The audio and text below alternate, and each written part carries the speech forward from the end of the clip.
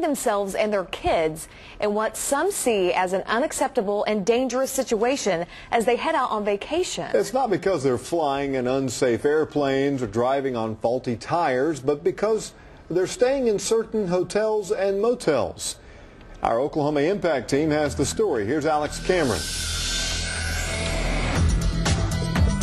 When picking a neighborhood to move into or an apartment building, you might think to check the sex offender registry to find out if you need to worry about any of your neighbors.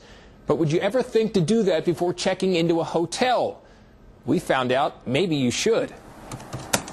Nursing home advocate Wes Bledsoe says it happened almost by accident.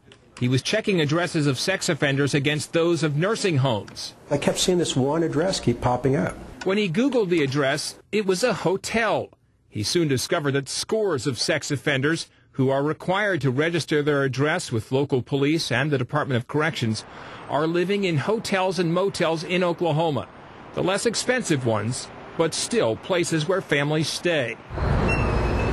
We paid a visit to one of those hotels this week. Good. My name is Alex Cameron. We chose not to identify it in this story since they're not doing anything illegal and are certainly not the only one to house sex offenders.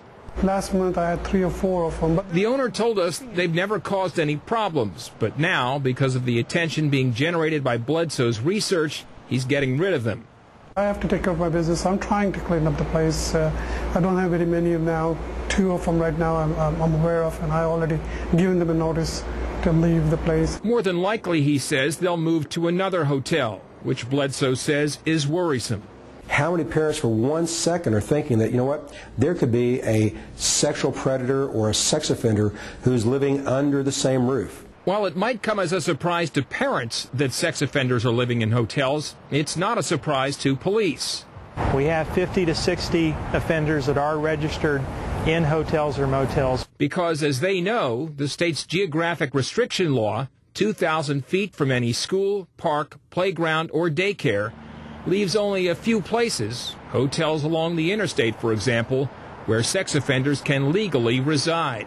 We have a mapping program that tells us that about 85% of the actual addresses in Oklahoma City are prohibited for offenders to register at. So we've developed a map that we give to the offenders that show the buffer zones of the prohibited areas. That allows them to then go out and find an address that's not prohibited. That's what this sex offender, we'll call him Joe, tried to do. He lived in a hotel for a while until he lost his job and could no longer afford it.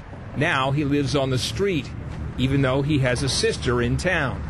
She's close by, but she's within 2,000 feet from the school and a park, so there's no way that I could be living with her. It's frustrating for us. How do you supervise a homeless sex offender? Joe's probation officer understands the concern about sex offenders in hotels, but says adding more restrictions is only going to make more of them homeless, cause more of them to stop registering, stop getting treatment, and make them more likely to reoffend. If the lawmakers took an honest look at the research out there, they'd immediately get rid of residential restrictions, because we know residential restrictions lead to recidivism. We know that. Yet we're enforcing it every day. Prosecutors and cops we spoke with agree. The current restrictions, they say, are counterproductive. But lawmakers overwhelmingly support geographic restrictions for sex offenders and, in fact, are trying to make them even stricter. And now Bledsoe plans to ask them to address this latest issue. All we're suggesting is this, that there is awareness, that you can make a decision about the safety of your children and your loved ones whenever you're staying in a hotel or motel. Law enforcement officials say it's certainly fine for parents to be aware if sex offenders are living in a hotel or any other place, but they issue this reminder. More than 90% of sexual abuse cases of children are committed not by strangers, but by someone the child knows. For Oklahoma Impact, I'm Alex Capt.